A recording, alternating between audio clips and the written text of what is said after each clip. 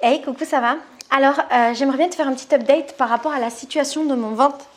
Pourquoi? Parce que il n'y a pas longtemps, j'avais fait une vidéo qui s'appelait Je suis intolérante au lactose et pendant toute la vidéo, je t'explique mon intolérance au lactose et je t'explique aussi que comme je ne suis pas médecin, il ne faut pas se fier à ce que je dis, que peut-être que je me trompe, mais que voilà, c'est l'autodiagnostic que j'ai fait par rapport à toutes les constatations et toutes les expériences que j'ai fait sur mon corps. Sauf que, entre-temps, j'ai été voir une gastroentologue et la réponse a été que je n'étais absolument pas intolérante au lactose. C'est ce que je vais t'expliquer aujourd'hui.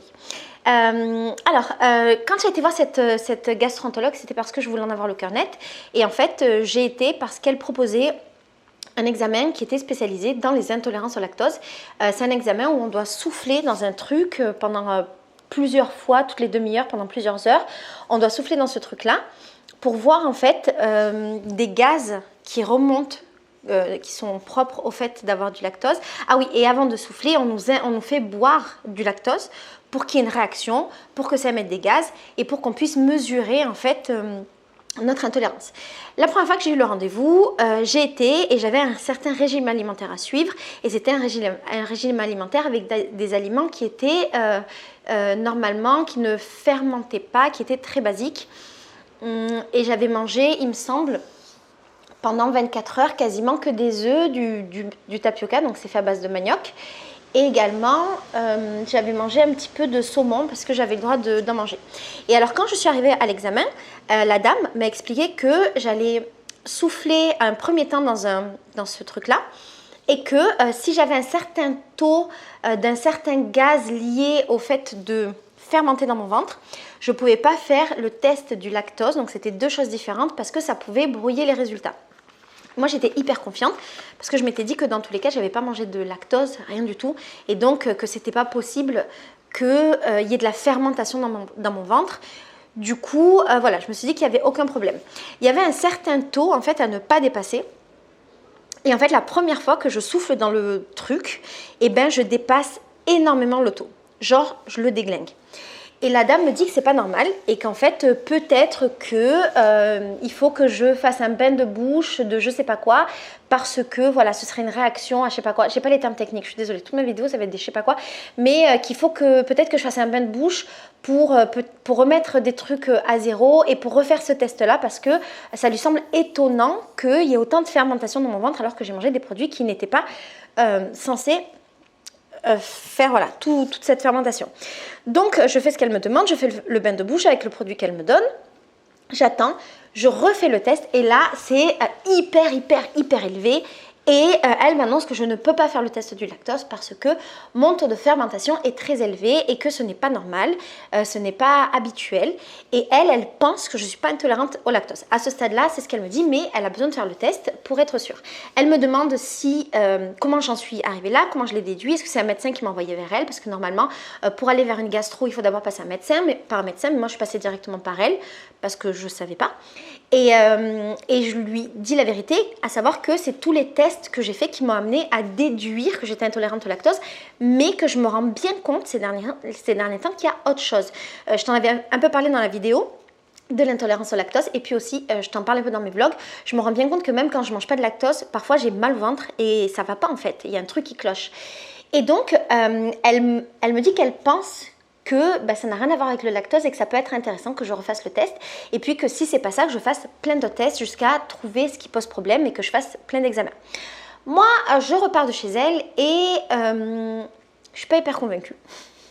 Parce que je me dis non mais c'est pas possible parce que dès que je mange des trucs avec du lactose, je suis vraiment malade et donc ça peut pas ne pas être ça. Donc je suis hyper convaincue.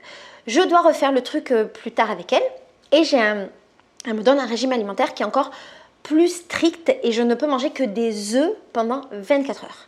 C'était pas très agréable, mais je mange que des œufs pendant 24 heures. J'arrive chez elle, je refais le test. Donc le premier truc est bonne nouvelle, je suis pas en fermentation. Donc ça c'est une bonne nouvelle. Du coup on peut faire le test du lactose et c'est un test qui s'est déroulé sur toute une matinée où toutes les 30 minutes je devais souffler dans son truc et en fait il y avait un taux d'intolérance. 100% des résultats que j'ai eus ont montré à la fin de la journée que je n'étais pas intolérante au lactose. J'ai mon papier là d'ailleurs, elle me l'a imprimé pour me montrer que ça c'est ma courbe de résultats qu'on comprend pas, toi et moi. Je la comprends pas, ma courbe. Mais les conclusions disent le test respiratoire de l'hydrogène machin est négatif pour l'intolérante au lactose. Il n'y a pas de truc égal ou supérieur à 20 ppm, je ne sais pas ce que c'est, après tant de temps d'examen. Dans l'examen antérieur, avec une diète qui était moins restrictive, il y a eu un soufre qui était égal à 21. Donc ça veut dire que, en gros, bon, ça va les couilles, mais ça veut dire qu'en gros, mon ventre, il fermente énormément, mais on ne sait pas vraiment pourquoi, on ne sait pas vraiment comment, et c'est ça en fait qui me donne tous les problèmes de santé que j'ai par rapport à mon ventre, à savoir le ventre qui est souvent gonflé, beaucoup de gaz, des douleurs, la diarrhée si jamais avec certains aliments et compagnie. Et donc, ce qu'elle m'a expliqué, c'est qu'elle pense que mon problème serait plutôt dû à... Attends, elle me l'a marqué, je l'ai marqué sur le papier parce que c'était un mot compliqué. Où est-ce que je l'ai marqué? Je ne m'en souviens pas. Un truc qui s'appelle frutano. Je crois que c'est du fructose, un truc comme ça. C'est une sorte de sucre qui serait contenu dans plein d'aliments. Et donc, et beaucoup dans le lactose. Et donc, c'est pour ça que quand je mange des trucs avec du lactose, eh ben, je suis malade et que ça ne va pas. Et que quand je mange d'autres trucs qui n'ont rien à voir avec le lactose, eh ben, je suis malade aussi. Sauf que comme je n'ai pas pensé que ça pouvait être autre chose et que je ne sais pas ce qui peut fermenter dans mon ventre, je ne me rends pas compte en fait chaque fois. Et j'associe toujours des trucs au lactose ou au hasard ou au fait qu'à un moment donné j'ai craqué, donc plusieurs jours plus tard j'ai encore les conséquences de mon intolérance au lactose. Et du coup elle m'a donné en fait une liste qui correspond un peu à la liste, je crois que ça s'appelle FODMAPs. Et ce qui est très intéressant, c'est que ma mère m'avait donné cette liste il y a très longtemps quand j'ai commencé à être malade, en me disant qu'elle avait dû suivre un régime alimentaire comme ça parce qu'elle avait des problèmes d'estomac et que ça avait tout arrangé dans sa vie. Et moi à l'époque quand elle m'avait donné ça, je m'étais dit mais non, mais c'est impossible, ça n'a rien à voir. Vraiment, voilà, je l'avais complètement balayé et puis en plus j'avais trouvé ça super chiant, donc ça m'avait bien arrangé. Et du coup, ce que m'a conseillé la gastro-entérologue, c'est de porter une attention particulière sur tous les aliments qui sont là, je vais t'expliquer après quoi, et également de faire plein d'examens. Donc j'ai des examens de sang, j'ai des examens de caca, j'ai des examens d'estomac, j'ai plein d'examens pour essayer de voir d'où pourrait venir le problème. Et alors, quand j'ai commencé à regarder la liste en fait de tous les aliments qui sont riches en FODMAPs, donc c'est le truc visiblement qui fait que ça fermente, et ben je me suis rendu compte que ça correspondait exactement à mon régime alimentaire. D'un côté, la crampe, d'un autre côté, ça me permet peut-être un peu mieux de comprendre ce qui se passe dans mon ventre.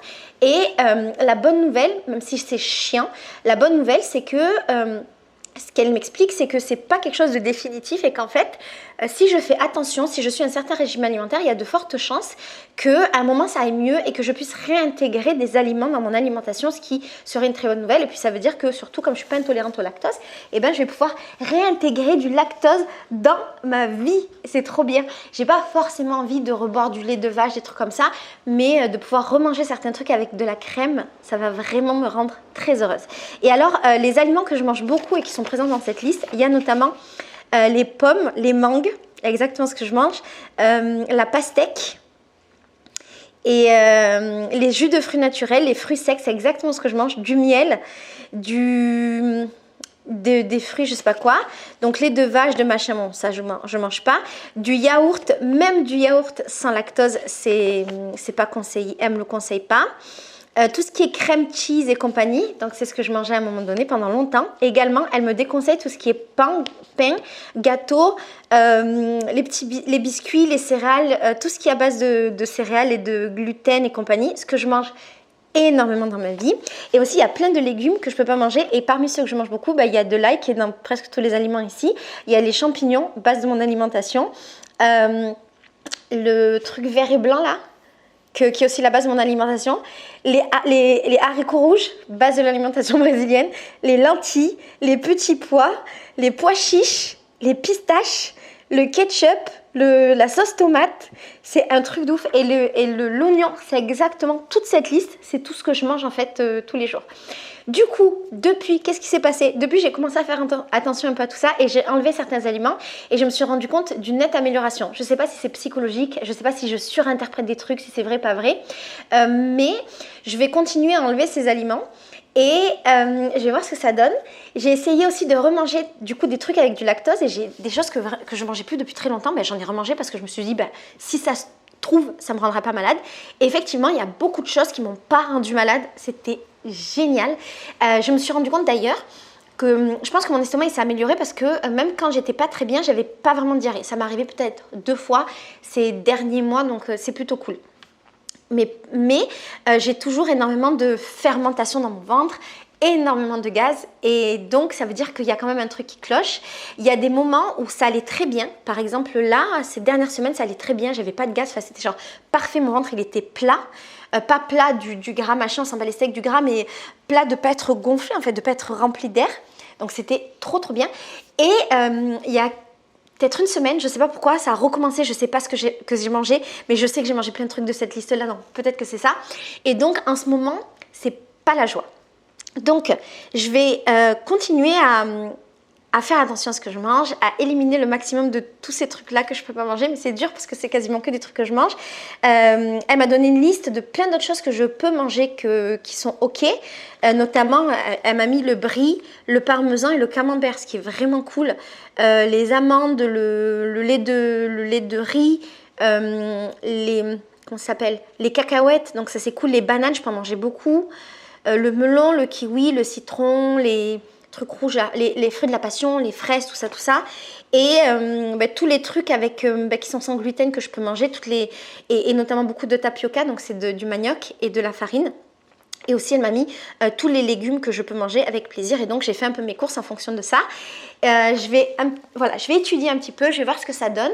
Et je vais faire tous les examens. Et je te ferai un petit update pour te dire finalement qu'est-ce qui se passe dans mon ventre. Ça fait des années maintenant qu'on parle de mon ventre. J'aimerais bien à un moment donné qu'on trouve la solution, juste que je sache en fait. Parce que pour aller mieux, il faut que j'ai une piste de ce qui se passe. Et je ne peux pas un peu continuer à naviguer comme ça à vue. C'est très fatigant et ça me crée un espèce de petit stress pré-traumatique est-ce que je vais être malade avec ce que je vais manger.